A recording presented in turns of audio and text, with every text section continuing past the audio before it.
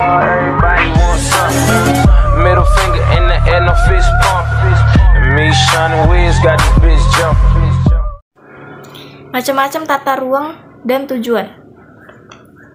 Nah, perencanaan tata ruang dapat dibagi menjadi 3. Yang pertama, perencanaan tata ruang nasional. Yang kedua, tata ruang provinsi. Dan tata ruang kabupaten atau kota. Perencanaan tata ruang nasional atau RTRWN adalah arahan kebijakan dan strategi pemanfaatan ruang wilayah negara yang dijadikan acuan untuk perencanaan jangka panjang. Perencanaan jangka panjang wilayah nasional 20 tahun dengan peninjauan kembali setiap 1 tahun, setiap 1 kali dalam 5 tahun. Rencana tata ruang wilayah nasional memuat yang pertama, penyusunan rencana pembangunan jangka panjang nasional. Yang kedua, penyusunan rencana jangka menengah nasional. Yang ketiga, pemanfaatan ruang dan pengendalian. Yang keempat, perwujudan keterpaduan, keterkaitan, dan keseimbangan perkembangan antar wilayah provinsi, serta keserasian antar sektor. Yang kelima, penetapan lokasi dan fungsi ruang untuk investasi.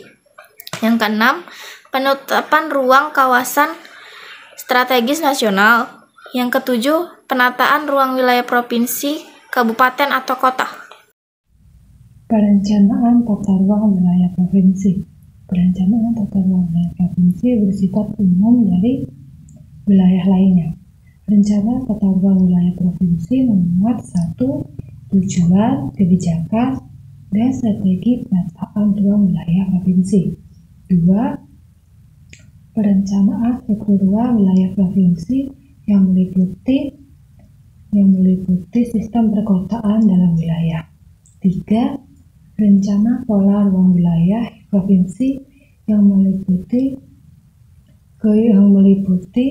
kawasan lindung dan kawasan budidaya. 4. Penetapan kewajiban strategi provinsi.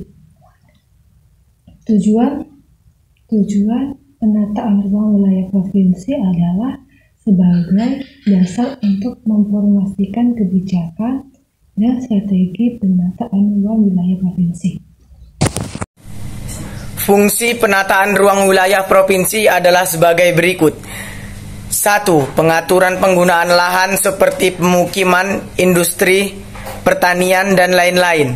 2. Pembangunan terencana seperti infrastruktur, perumahan, transportasi, dan lainnya. 3. Konservasi sumber daya alam seperti hutan, sungai, dan tanah pertanian. 4. Pemantauan pertumbuhan populasi seperti melakukan pemantauan. 5. Perlindungan lingkungan seperti alam, udara, serta menjaga keanekaragaman hayati. 6. Pengendalian banjir dan bencana alam seperti merencanakan tata ruang yang meminimalkan resiko banjir dan bencana alam lainnya.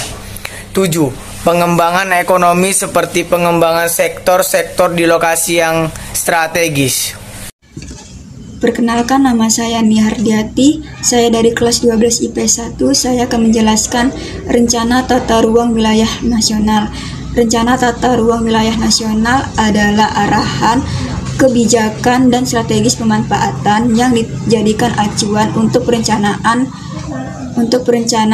jangka panjang. Perencanaan wilayah nasional memuat yang pertama penataan ruang kawasan strategis, yang kedua penataan ruang wilayah provinsi dan kabupaten, yang ketiga penetapan lokasi dan fungsi ruang untuk investasi. Sekian dari saya. Assalamualaikum warahmatullahi wabarakatuh.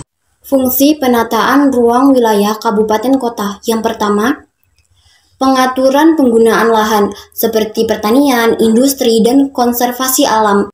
Yang kedua, pembangunan terencana seperti sekolah, rumah sakit, dan fasilitas lainnya. Yang ketiga, zonasi seperti zona perumahan, zona industri, dan sebagainya. Yang keempat, konservasi sumber daya alam seperti hutan, sungai, dan juga kawasan pantai. Yang kelima, penyediaan layanan masyarakat seperti air bersih, listrik, dan pengendalian limbah. Yang keenam, pemantauan pertumbuhan penduduk atau populasi. Yang ketujuh, pelindungan lingkungan. Yang kedelapan, pengendalian banjir dan bencana alam.